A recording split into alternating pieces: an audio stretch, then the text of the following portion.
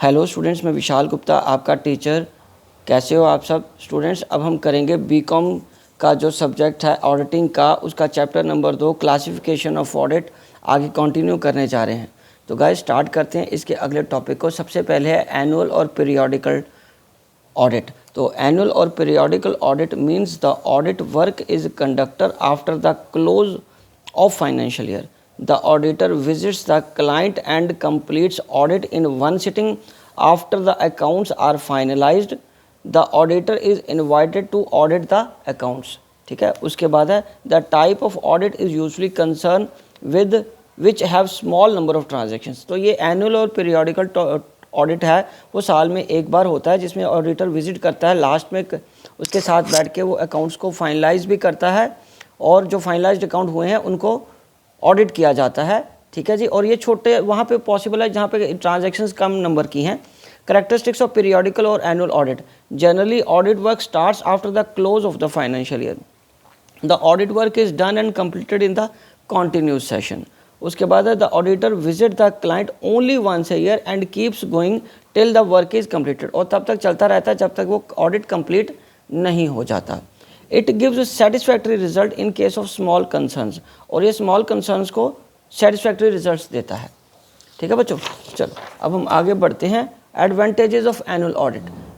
Office work is not unnecessarily disturb. इससे annual जो office का मेन काम है वो डिस्टर्ब नहीं होता, because the auditor visits only once year, क्योंकि ऑडिटर साल में सिर्फ एक बार ही आता है।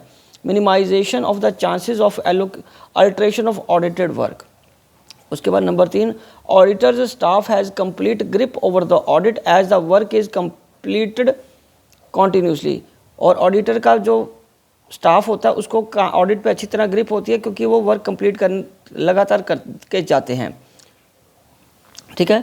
It is less expensive system and suitable for small business houses. और ये स्मॉल बिजनेस हाउसेज के लिए भी सूटेबल है। Periodical audit can be finished quickly in their this reasonable time. और इस रीजनेबल टाइम में वो जल्दी ख़त्म हो जाता है। ठीक है। Work allocated according to time schedule is easy. और वर्क एलोकेशन करना भी इस टाइम शेड्यूल में ईजी हो जाता है। और बच्चे इसके डिसएडवांटेजेस क्या हैं एनुअल ऑडिट के? पहला है more chances of fraud, because auditor may not check all the transaction in one time. क्योंकि वो एक समय में सारी ट्रांजेक्शन को हो सकता है चेक ना कर पाए, इसलिए फ्रॉड की संभावना रहती है। उसके बाद number 2, it is time consuming process, so it may delay decisions like declaration of dividends. और तीसरा है not in depth checking is possible. Not in depth check possible नहीं है checking. Not suitable to large scale concerns. और large scale concerns के लिए भी ये पॉसिबल नहीं है। ठीक है बच्चों। उसके बाद अब हम आगे डिस्कस करेंगे थर्ड में क्या है डिफरेंस बिटवीन कॉन्टीन्यूस और पीरियोडिकल ऑडिट क्या है। पहले कॉन्टीन्यूस ऑडिट है। Continuous audit is conducted throughout the year. अब periodical audit is conducted at the end of the year. और दूसरा, it involves detailed checking. It does not involve detailed checking. और it is more expensive, it is less expensive. ये continuous audit है ना बेटा, ये continuous audit के points हैं, ये periodical audit के हैं। So this reduces chances of errors and frauds. इसमें possibility of error and fraud रहती है। It is convenient for big enterprises and it is most convenient for small enterprises. अब हम next discuss करते हैं partial audit क्या होता है। So partial audit is a procedure for assessing the information which is required at that time. This type of audit is conducted by the management for a particular transaction only. एक particular transaction के लिए ही होता है। And the scope of auditor's responsibility and duties is defined up to specific or limited up to those transactions and related employees only. ठीक है बच्चों, चलिए अब हम आगे बढ़ते हैं। बैलेंस शीट का ऑडिट। बैलेंस शीट का ऑडिट है।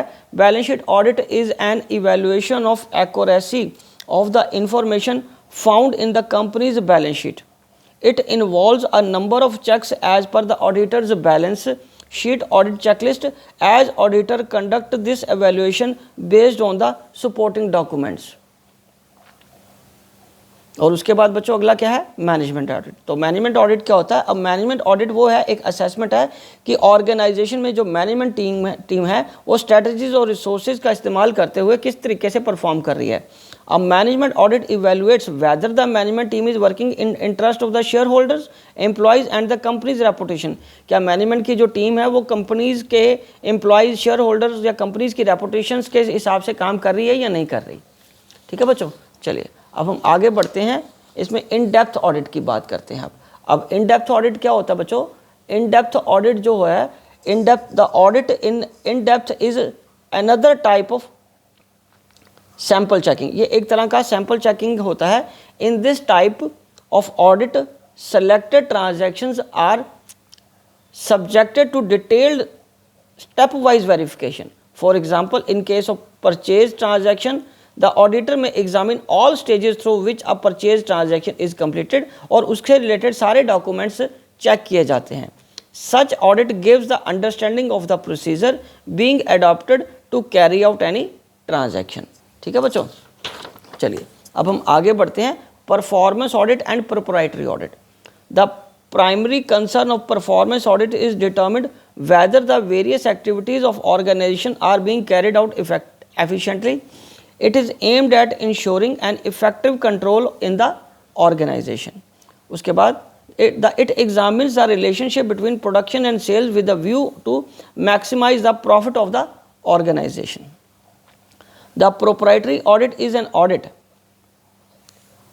of higher level as it examines that the appropriations are validly made, there are no leakages of revenue, there is no wastage of funds, the legal requirements are complied with, the activities are in the best interest of the business, or the assets are safe. It goes beyond the regular audit conducted to meet legal requirements. और उसके बाद 7th, occasional audit.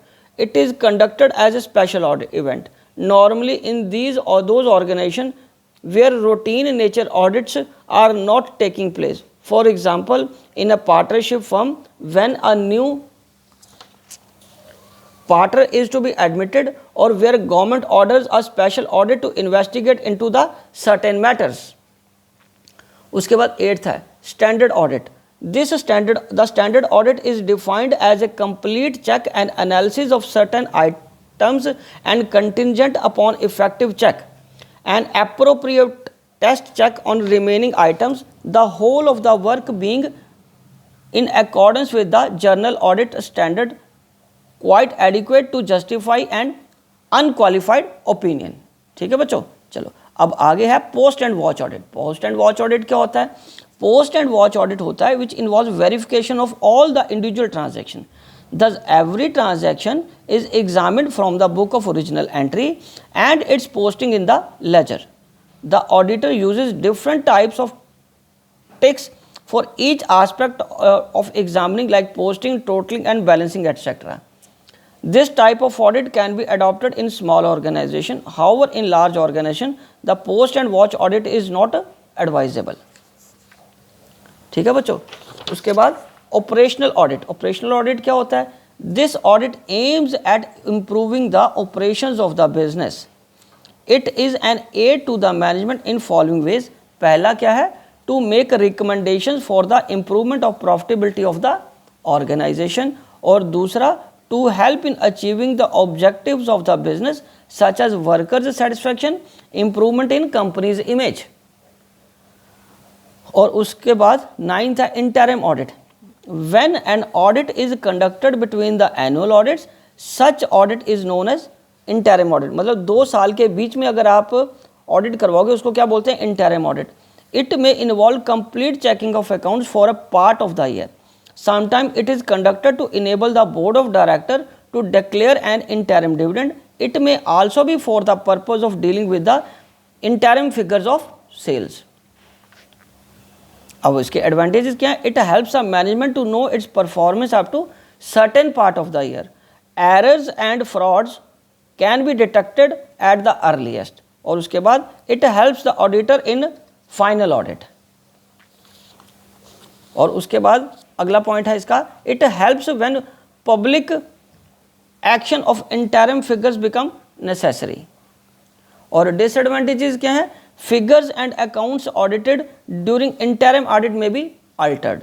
और उसके बाद दूसरा, it involve periodical finalization of certain accounting statements, thus increasing the workload of accounts staff. Okay बच्चों, चलो अब हम आगे बढ़ते हैं कॉस्ट ऑडिट की तरफ। कॉस्ट ऑडिट क्या होता है?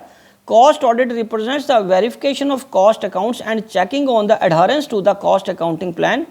Cost audit ascertain the accuracy of cost accounting records to ensure that they are in conformity with the cost accounting principles, plans, procedures and objectives.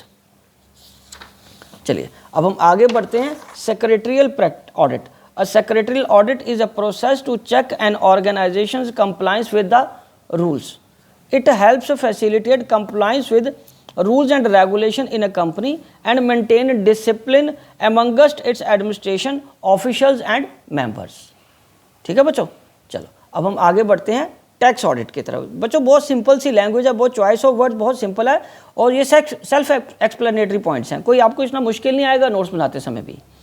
So the tax audit, the financial statements are certified by the auditor for truth and fairness of the operating results and financial position of the business. These are meant for general purpose, being used in the used by the owners, creditors, banks and other interested parties. Sometimes specific information may be required by certain people which may not be available in these statements. Under IT Act, profits shown by profit and loss account have to be adjusted as per the provisions of this act. In this way, profits for accounting and profits for taxation are not the same. ठीक है बच्चों, और उसमें क्या होता है? There may be difference due to various reasons. Profits for accounting are ascertained as per accounting policies and standards, but profit for tax purposes are computed as per the provisions of the rules IT Act. Some of the causes of difference in such profits कौन से हैं? पहला, method of depreciation may differ.